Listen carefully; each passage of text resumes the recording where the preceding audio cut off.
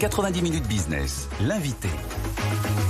Et nous sommes ravis d'accueillir ce midi Anne-Charlotte Fredenucci, la présidente du groupe Ametra. On s'est vu au Bourget, le groupe Ametra, mais justement, faisons un petit bilan quelques semaines après. Vous travaillez pour Dassault, Thales, vous concevez, vous assemblez des équipements pour la défense, l'aéronautique, le nucléaire, ici en France, près d'Angers. Vous avez combien de sites au total d'ailleurs, juste sur le territoire? Sur le territoire français, nous avons un site industriel, mais une douzaine de sites de conception, de bureaux d'études. Quelle est quelles sont les conséquences? Comment s'est passé le Bourget pour le groupe Ametra au final, le bilan? Alors le bilan déjà, ça a été une grande fête. On a constaté que l'ensemble de la filière aéronautique était heureuse de se retrouver. Et nous, chez Ametra, vous le rappeliez, nous avons à la fois une activité de conception dans nos bureaux d'études et une activité d'intégration, d'assemblage dans nos usines de sous-systèmes et mécanique, électrique, électronique. Donc nous venions au Bourget avec deux objectifs. Le premier objectif, c'était de rencontrer des clients et des prospects de la filière, mais au-delà, parce que le Bourget attire des clients de tous les secteurs industriels, compte tenu de l'excellence de la filière aéronautique et puis de la passion de l'ensemble de la population française pour ces métiers. Ça, c'était notre premier objectif. Notre deuxième objectif, c'était parler à nos collaborateurs, mais aussi à des candidats, parler de nos valeurs, parler de la technicité de nos produits, parler de la passion qui nous anime, parler de nos emplois dans les territoires, expliquer ce que nous proposons chez Ametra, expliquer pourquoi les gens chez nous adorent leur job, et convaincre les candidats de nous rejoindre. Oui, parce qu'il y avait vraiment dans ce salon une vraie question de recrutement. On va y revenir dans un instant. Une question aussi de décarbonation, c'était le thème de l'année. Expliquez-nous comment un groupe qui, on l'a dit, assemble des équipements et conçoit des équipements pour la défense, l'aéronautique, le nucléaire, ça passe par quoi, chez vous spécifiquement, la décarbonation? Alors ça passe déjà par l'implication de la direction, mais aussi de la présidente, du comité de direction, de l'ensemble des équipes sur des projets de décarbonation. Chez Ametra, nous sommes une ETI, je l'ai dit, de 750 collaborateurs, donc on est assez pragmatique, on n'est pas si gros que ça comparé à nos clients Thales, Dassault, etc.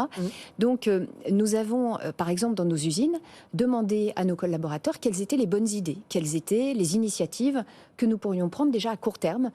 Une première thématique est ressortie très vite, c'est le bâtiment. Nous sommes une société de plus de 40 ans, donc nous avons au moins les premières parties de nos bâtiments qui méritaient d'être améliorées. Oui. On a identifié les ponts thermiques, on a trouvé les bonnes idées, tout casser, tout refaire. Est-ce que c'était si écologique que ça et c'était très coûteux?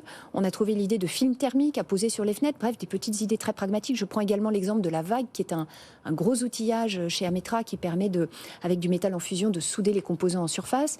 On a eu l'idée, grâce à notre équipe, grâce à des cols bleus de l'atelier, de récupérer cette chaleur de la pièce dans laquelle se trouve la vague pour chauffer l'atelier en hiver. Donc toutes ces mesures-là ont été mises en place ou vont être mises en place, puisqu'un apprenti dédié sur ce sujet-là nous rejoint en septembre pour dérouler toutes ces idées de décarbonation portées par les équipes d'Ametra.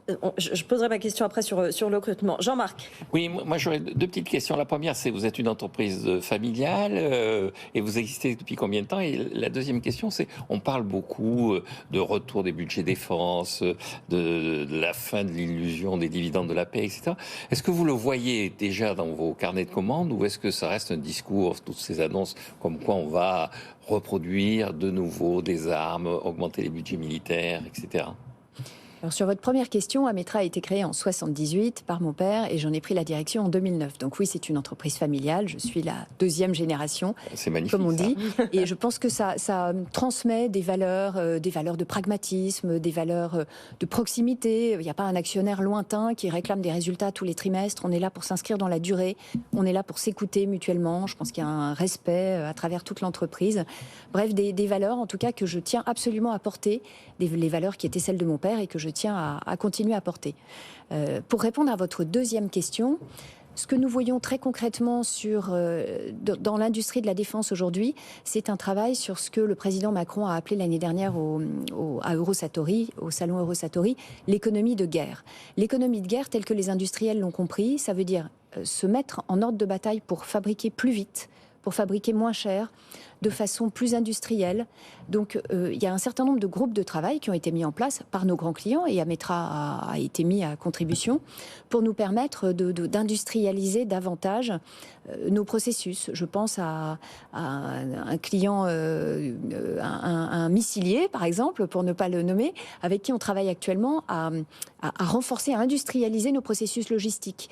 À 3 mois, combien est-ce que vous allez me commander de sous-systèmes? À 6 mois, combien est-ce que vous allez me commander? Est-ce qu'on peut s'entendre ensemble sur le fait d'approvisionner des composants en avance de phase pour que ce soit moins coûteux et à ce moment-là, on étale dans le temps cette fourniture. Voilà le type d'exemples sur lesquels on travaille. Pour avancer sur les futurs projets, sur des thèmes comme la décarbonation, c'est très pressé. Votre plus grand défi dans les mois, dans les années qui viennent, c'est le recrutement, justement? Alors, vous l'avez dit, mais sinon je l'aurais dit spontanément et sans aucune hésitation, oui. Avoir les bonnes personnes au bon poste, la nouvelle génération? C'est le recrutement. Déjà, quand on travaille dans une entreprise de passionnés comme Ametra, cette passion, elle se partage. Donc, si les collaborateurs d'Ametra viennent avec la pêche, avec le sourire, avec la patate tous les matins, c'est déjà pour le plaisir de se retrouver à travailler ensemble. Donc oui, évidemment, choisir les bonnes personnes qui soient compétentes mais qui partagent nos valeurs, c'est indispensable. Et aujourd'hui, tous nos secteurs d'activité font du développement. Donc, nous espérons recruter en 2023 chez Ametra 120 collaborateurs supplémentaires.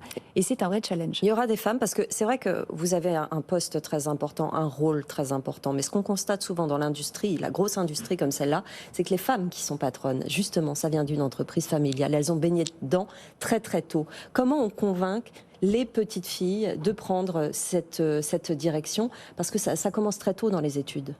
Alors, vous avez raison, c'est un challenge, mais je voudrais quand même prendre l'exemple d'Ametra, partie fabrication. Dans nos ateliers, nous avons plus de 50% de femmes. Donc, quand on porte l'exemple, quand on porte le message, et surtout quand on propose des métiers dans l'industrie qui ne sont pas les métiers pénibles en mode germinal que certains imaginent, mais qui sont des métiers techniques, des métiers pour lesquels on peut former des gens qui quittent l'école sans aucun diplôme, des métiers qui sont ouverts à tous, eh bien sûr, on arrive à recruter des femmes. J'ajoute que vous avez une académie et vous voulez former ces personnes vous-même. Dernière question, l'Inde au cœur de l'actualité, Narendra Modi qui était l'invité du 14 juillet. On ne peut plus se passer de l'Inde. Vous êtes vous-même sur place, vous avez des sites là-bas. Absolument. Ametra est implanté en France, en Tunisie et en Inde. Nous nous sommes implantés en Inde pour une raison toute simple et très claire, c'est que nos grands clients de l'aéronautique et de la défense ont demandé à Ametra de pouvoir fabriquer en Inde parce qu'ils ont eux-mêmes l'obligation d'acheter en Inde. Et donc, tout en continuant à créer des emplois en France, ce à quoi Ametra est très attaché, nous avons créé une joint venture, une co-entreprise avec une société indienne, Newcon Aerospace, à Hyderabad. Et donc, nous avons à la fois répondu à nos grands clients qui nous demandent de fabriquer en Inde, et de ce fait, nous avons continué à gagner des projets en France, puisque c'était une condition sine qua non auprès de ces clients, et nous avons continué à créer de l'emploi en France chez Ametra. Et ça, vous l'avez vu il y a déjà plusieurs années. Merci beaucoup, Anne-Charlotte Fredenucci, d'être venue nous voir, présidente du groupe Ametra. Tout de suite. Merci à vous.